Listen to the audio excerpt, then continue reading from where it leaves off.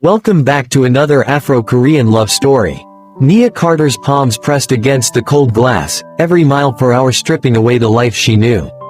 In seconds, she had gone from wiping tables to becoming collateral damage in a war she didn't understand. What do you do when the man stealing you away is the only thing standing between you and a bullet? She was invisible, a struggling waitress in a worn apron, now trapped in leather seats beside a man who wore violence like a tailored suit. A terrifying contrast, Nia, hysterical and pounding on the window, Jin-Woo, silent and checking the mirrors. The lock clicked shut. One destination, no escape. This is the moment Nia realized that being kidnapped was the only way to stay alive. The click of the door locks echoed like a gunshot in the silent cabin. Nia yanked at the handle again, useless tears blurring her vision as the luxury sedan tore down the highway. Beside her, the stranger drove with a terrifying calm, his knuckles white against the leather wheel, eyes darting to the rearview mirror every few seconds. An hour ago, the only thing she had been running from was a double shift. The memory hit her with nauseating clarity. The diner had been quiet, the air thick with the smell of burnt coffee and floor wax. Nia was wiping down the counter, her feet aching in cheap sneakers, dreaming of her bed. When the bell chimed, she didn't look up immediately. She just sighed, preparing her customer service smile. But the air in the room changed. It went cold. When she looked up, he was there. Seo Jin-Woo. He stood amidst the cracked vinyl booths like a wolf in a sheep pen, wearing a suit that cost more than the building. He didn't look at the menu. He looked at the door, then at her. Nia Carter. We're closed, she had stammered, gripping her rag. You are, he said. He moved fast, rounding the counter before she could react. We leave. Now. She had opened her mouth to scream just as the front window shattered inward. Shards of glass sprayed across the pie display. The deafening crack of automatic fire shredded the silence. Nia froze, paralyzed by the sudden violence, but Jin-Woo didn't. He didn't duck, he lunged. His hand clamped around her wrist, a shackle of bone and muscle. He didn't ask, he yanked her off her feet, dragging her toward the kitchen exit as bullets chewed up the wall where her head had been seconds before. She fought him, kicking and screaming, convinced he was the monster attacking her. He ignored her panic, shoving her into the passenger seat of the waiting black car and peeling away before the first shooter cleared the doorway. Back in the present, Nia gasped, pressing her back against the door, away from him. You kidnapped me, she choked out, her voice trembling. Jin-Woo didn't look at her. He watched the road, his expression unreadable. I extracted you. They were shooting at you. No, he said, his voice dropping an octave, cold and absolute. They were shooting at the waitress to get to the boss. If I hadn't taken you, you'd be a corpse on a checkered floor right now. The silence of the drive was replaced by the ominous hum of heavy machinery as iron gates slid open. The car prowled up a winding driveway, flanked by dense, suffocating forest that seemed to swallow the moonlight. Ahead, the safe house loomed, not a cabin, but a monolith of concrete and dark glass jutting out from the cliffside. It looked less like a home and more like a bunker designed by an architect who feared the sun. Jin-Woo killed the engine. The sudden quiet was deafening. Out, he commanded, exiting the vehicle with that same efficient grace. Nia's legs felt like lead as she stepped onto the gravel. She shivered, hugging her apron-clad chest, her eyes darting to the surveillance cameras that swiveled to track her movement.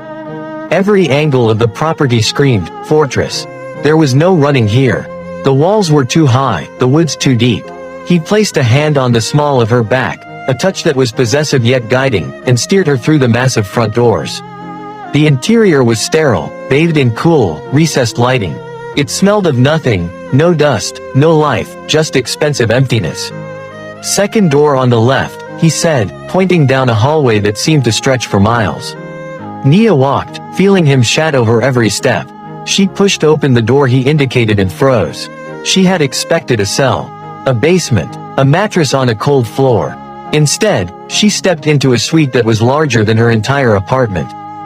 Floor-to-ceiling windows offered a panoramic view of the dark valley below, the glass thick and undoubtedly bulletproof. A king-sized bed with Egyptian cotton sheets sat in the center, mocking her exhaustion. The cognitive dissonance made her dizzy.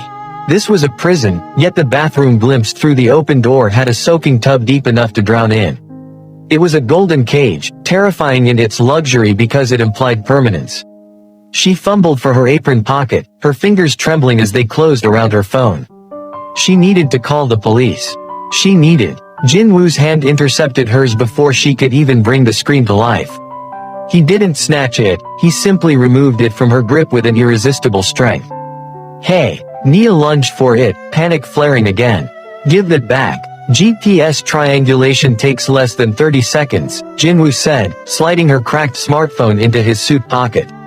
He looked at her, his dark eyes sweeping over her disheveled form, noting the dirt on her cheek and the fear in her posture. If you turn that on, Marcus finds us. If he finds us, the walls of this place won't be enough to keep you alive. So I'm just supposed to stay here, with no way to talk to anyone. You're supposed to survive, he corrected, stepping back into the hallway. Get some sleep, Nia. The door locks from the outside. The heavy click of the latch sliding home left her standing alone in the center of the room, surrounded by comfort, yet suffocating in the silence. Jin-Woo sat in the suffocating darkness of his study, the only illumination coming from the wall of monitors before him. The blue light cast sharp, skeletal shadows across his face, emphasizing the exhaustion he refused to acknowledge. On the central screen, a frozen image of a man dominated the room, Marcus Blackwell. Blackwell wasn't just a rival, he was a butcher who wore expensive cologne. He didn't believe in leverage or negotiation, he believed in scorched earth. And that was why Nia was here. Jin-Woo's fingers danced across the keyboard, pulling up a grainy video file timestamped from 3 days ago. It was security footage hacked from the diner's cheap CCTV system. In the black and white silence of the recording, Nia moved between tables with her notepad. She looked tired even then, her shoulders slumped. She approached booth 4. Jin-Woo watched the moment her life ended, even if she didn't know it yet. In the booth sat Marcus Blackwell and a government official whose face was supposed to be a secret. Nia had arrived to refill the coffee just as a thick envelope slid across the table. She hadn't reacted, she hadn't gasped, she had simply poured the coffee, smiled a polite, weary smile, and walked away. But Blackwell had looked at her. He had tracked her retreat with the cold, predatory focus of a reptile. To Nia, it was just a table. To Blackwell, she was a witness who could identify a face that didn't exist on record. She was a loose end. And Blackwell never left loose ends. He didn't just want her dead, he wanted her erased to send a message to anyone else watching. Jin-Woo closed the file. He had intercepted the hit order 48 minutes before the shooters arrived. It wasn't altruism, he told himself. It was strategy. Preventing Blackwell from cleaning up his mess kept the enemy exposed. He exhaled slowly and tapped a key, switching the feed to the internal cameras. The central monitor shifted to the guest suite. Nia was there, sitting on the edge of the massive bed, her knees pulled up to her chest. She looked small against a backdrop of luxury, a porcelain figure in a steel vault. On the nightstand sat a silver tray Jin-Woo had ordered the staff to leave outside her door. The food was untouched. Eat, he murmured to the empty room, his voice rough. He watched her stare at the door, then at the tray. It wasn't haute cuisine, just soup and bread, simple and warm. She needed calories. If they had to run again, she couldn't run on empty. On the screen, Nia slowly uncurled her legs. She approached the food with suspicion, checking it as if expecting poison. Finally, she broke a piece of bread and took a bite. Then another. Jin-Woo leaned back in his leather chair, the tension in his shoulders uncoiling just a fraction. She was terrified, but she was eating. She was surviving. For tonight, that was enough. Thunder cracked like a whip, masking the sound of the glass door sliding open. Nia hadn't slept. She had spent hours watching the electronic keypad, waiting for the violent storm to trigger a fault. When a surge finally flickered the mag lock open for a split second, she didn't hesitate. She was out into the deluge, her sneakers slipping on the wet slate of the patio. The woods were a nightmare of thrashing branches and drowning mud. The rain was torrential, stinging her face and soaking her clothes instantly, but the freezing cold was better than the cage. She ran blindly, guided only by the desperate need to put distance between herself and the man in the suit. She scrambled over a ridge, gasping for air, and slammed straight into a chest. Hope flared, police, help, but it died instantly. The man wasn't police. He wore tactical gear, rain slicking off a night vision headset. He grabbed her arm with a gloved hand, his grip bruising. Target acquired, the scout growled into a shoulder mic, raising a serrated combat knife. Found her near the perimeter. Nia screamed, but the thunder swallowed the sound. The blade flashed in the lightning. Then the scout jerked backward. A dark shape detached itself from the shadows of the tree line.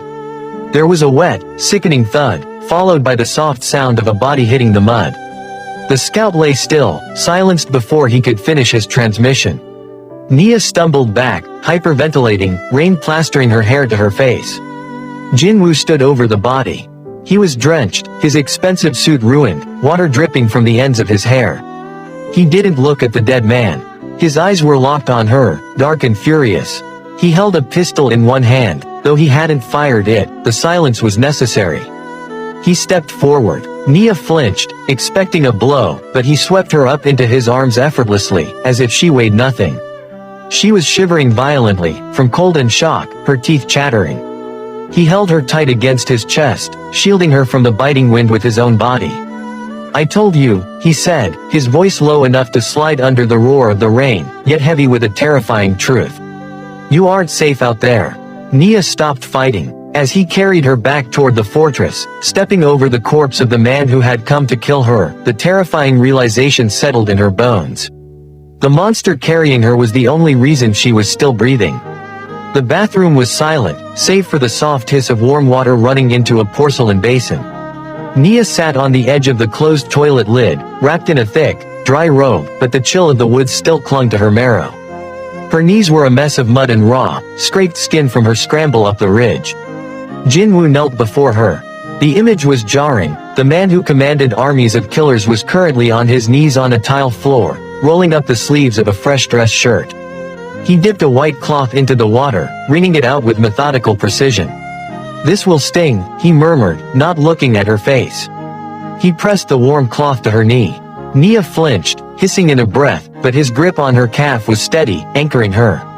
He didn't pull away. He cleaned the wound with a focus that was almost reverent. There was no impatience in his touch, no lingering anger about her attempt to run.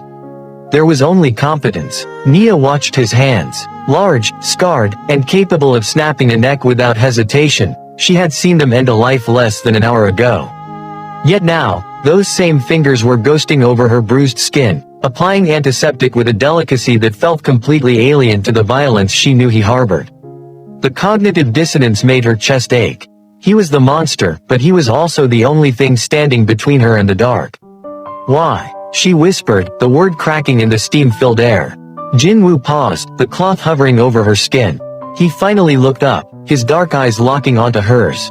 The mask of the crime boss slipped just enough to reveal a tired, burdened man beneath. "Why what? Why me?" Nia asked, her voice trembling. "You could have let them take me. You could have left me in the diner. I'm nobody. Why risk your life? Why bring me here and clean my cuts?"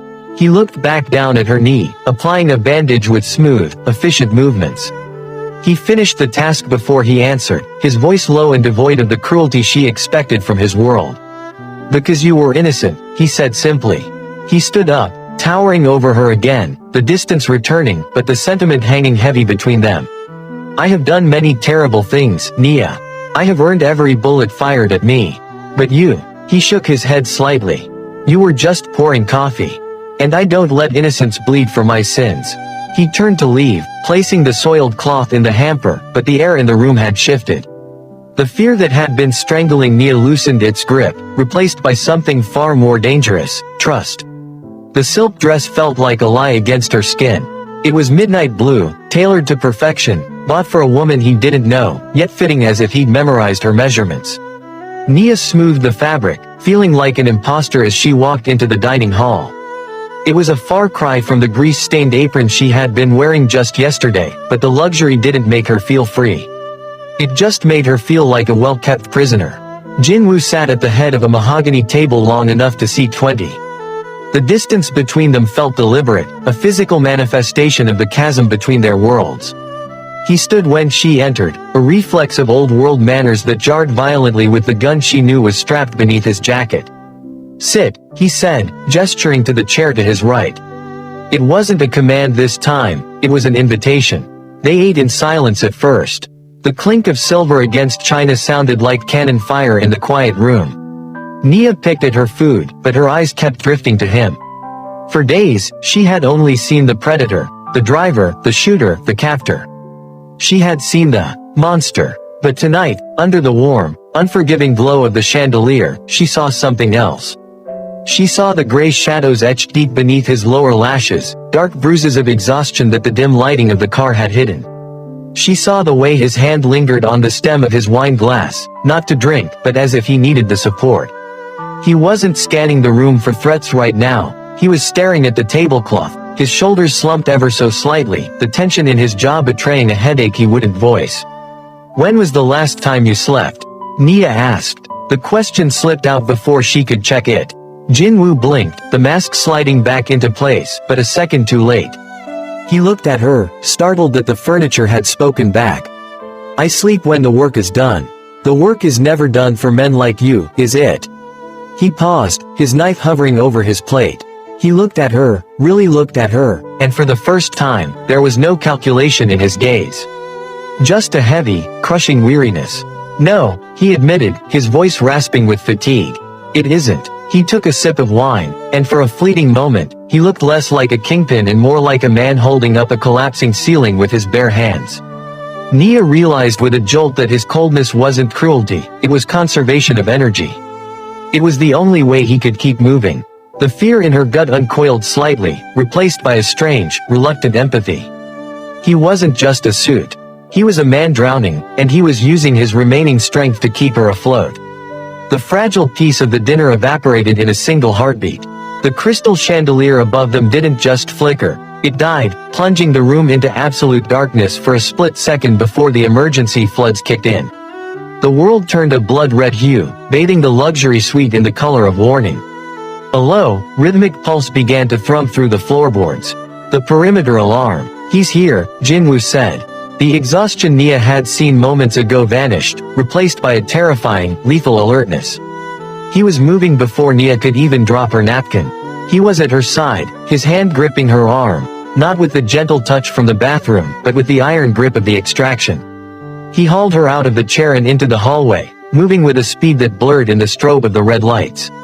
"Where are we going?" Nia gasped, stumbling in her heels. "You aren't going anywhere," he snapped. He shoved her into the heavy-doored pantry at the end of the hall, a space lined with reinforced steel. It was a kill box, or a sanctuary, depending on who held the key. From beneath his jacket, he withdrew a matte black pistol. He checked the magazine with a metallic clack that echoed in the small space, then pressed the cold steel into Nia's trembling hands. It was heavier than she expected, a dead weight of potential violence. "I've never fired a gun," she whispered, staring at it in horror.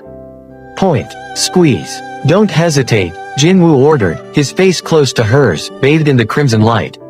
He gripped her shoulders, forcing her to look at him, to anchor herself in his eyes rather than her panic. "Listen to me closely, Nia. The safety is off. There is a bullet in the chamber." He stepped back, his hand lingering on the door handle. He looked at the weapon in her hands, then up at her eyes. "If anyone comes through that door and it isn't me, you pull the trigger. Do you understand?" "Jin-Woo, don't. Do you understand?" he roared, the command shaking her to the core.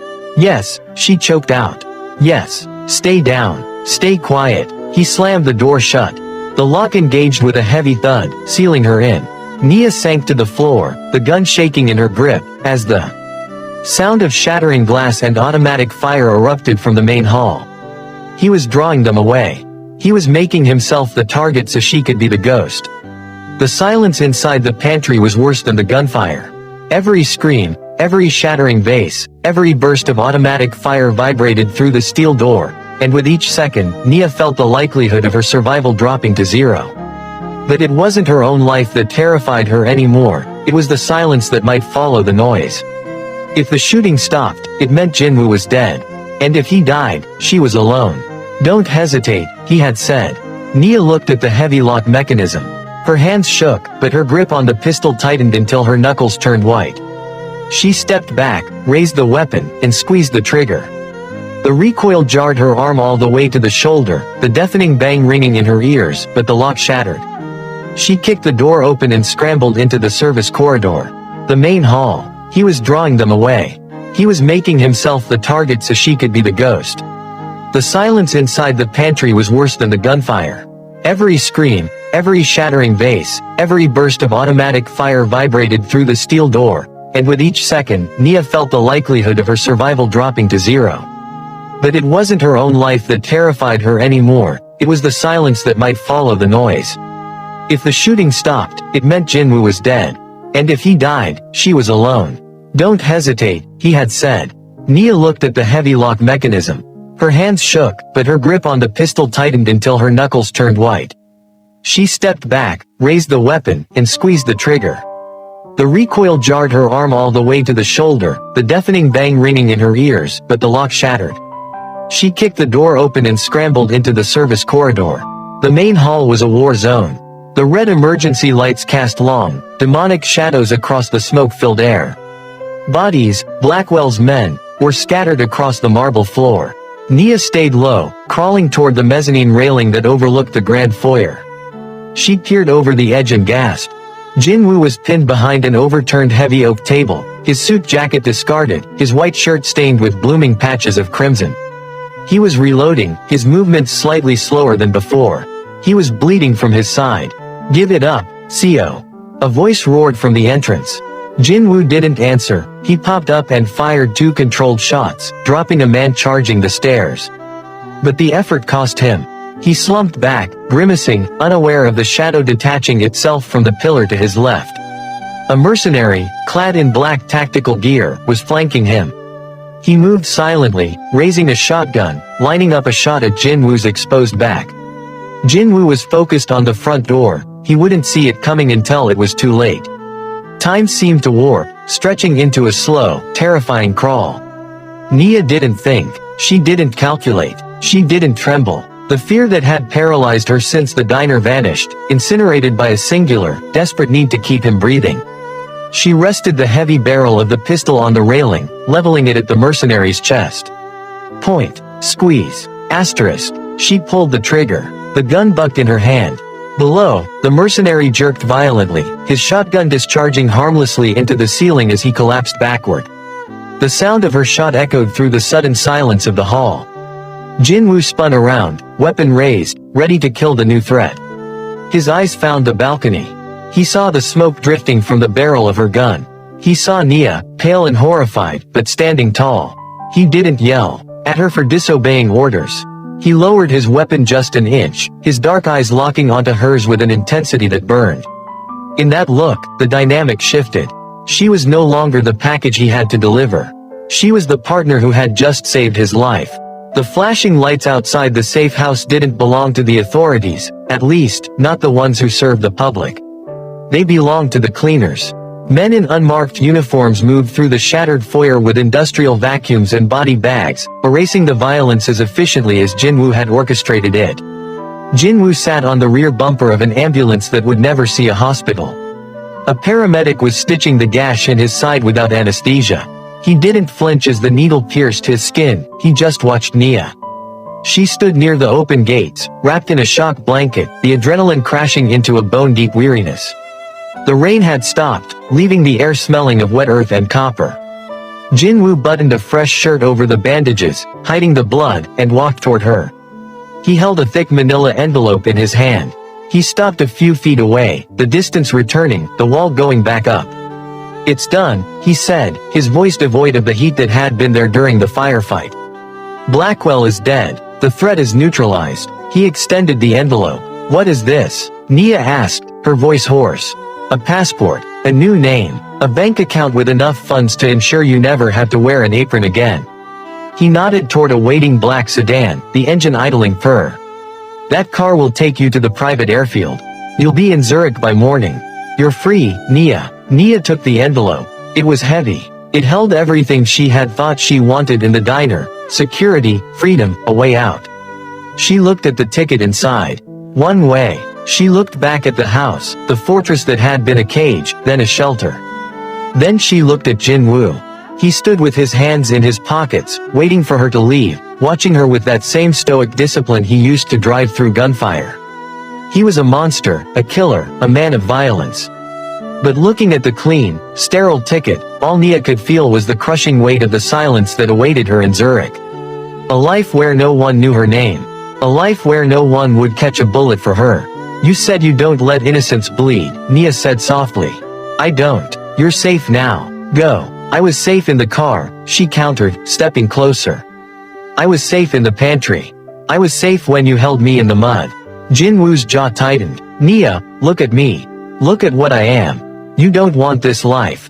I don't want a life where I have to wonder who will protect me," she said.